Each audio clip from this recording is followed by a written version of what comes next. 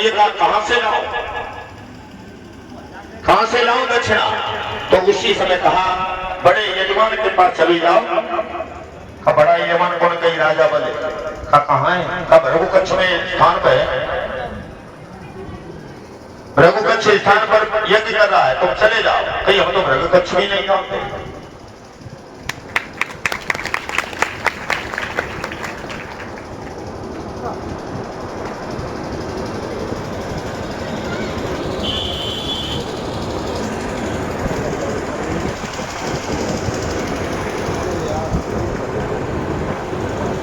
हाँ, हमारे बीच में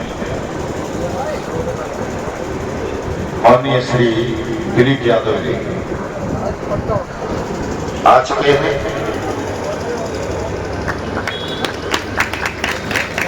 तो कथा तो चली रही है, लेकिन बीच में हमारे नेताजी भी हैं, मां साहब भी हैं, तो इनसे आप कुछ सुनने की उम्मीद और मांगते लोगों से। दिलीप यादव जी कुछ कहेंगे आपसे, थोड़ी देर आप सुनिए।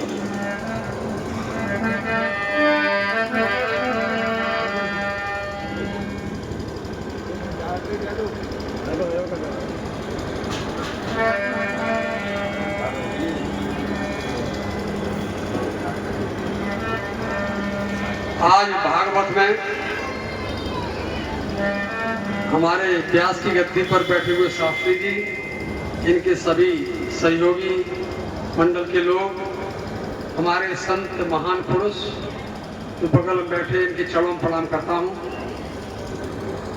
इस भागवत के आयोजक यज्ञपति महाराज, परीक्षित महाराज और सभी सहयोगी लोग, इन्होंने बड़ा पुनीत कार्य किया है। इनके लिए एक बार सब लोग ताली बजा के स्वागत कर दें। जिस जगह पर, जिस गांव में, जिस मोहल्ले में कथा भागवत होती है, बहुत ही पुनीत कार्य है और हम लोगों की धर्म के क्षेत्र में दिशा एक अच्छी मिलती है। राजा परीक्षित से कथा भागवत शुरू हुई, अब तक चली आ रही हैं। भगवान सुखदेव जी ने उस समय कथा सुनाई और कथा सुनाने के पीछे यही था, इससे हमें सही रास्ता, सही मार्ग हमारे बच्चों को, हमारी पीढ़ियों को मिलता है। इसीलिए मैं कहना चाहूँगा आपको इसी माध्यम से, हम सब लोग जितने भी कथा भागवत सुन रहे हैं, पूरे मनयोग से कथा भागवत को सुने। हर तरह के प्रसंग कथा भागवत में आते हैं। उन प्रसंगों से अपने परिवार में एक खुशहाली माहौल, धर्म के पक्ष माहौल और सही दिशा में हमारे बच्चे, बेटी बेटियां आगे चले।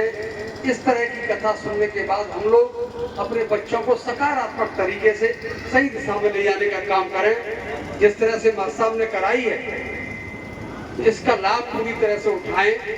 आज की पश्चिमी सभ्यता में, कंप्यूटर के युग में, नौजवान बच्चे, बेटियां इन चीजों से थोड़ा सा दूर होती जा रही हैं और बच्चे सभी दूर हो रहे हैं, हर समय मोबाइल देखने का काम करते हैं। लेकिन ये जरूरी है, बिना इसके हम लोग तरक्की किसी तरह की नहीं कर पाएंगे।